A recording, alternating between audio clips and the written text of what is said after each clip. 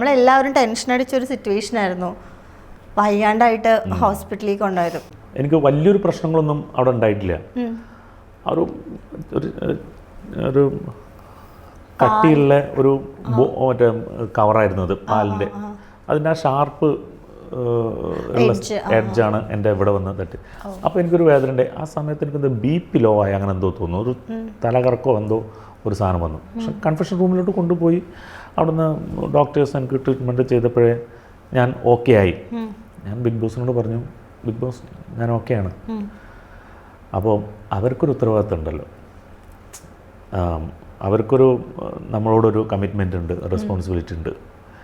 അപ്പോൾ അവർക്ക് എല്ലാം ഒന്ന് ഉറപ്പ് വരുത്താൻ വേണ്ടിയിട്ടാണ് എന്നെ ഹോസ്പിറ്റലിൽ കൊണ്ടുപോയത്.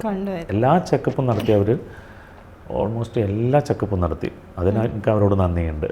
കാരണം അവർ എല്ലാം ഉറപ്പ് വരുത്തിയതിന് ശേഷമാണ് എന്നെ ബിഗ് ബോസിന് അകത്തോട്ട് തിരിച്ചു വിട്ടത്.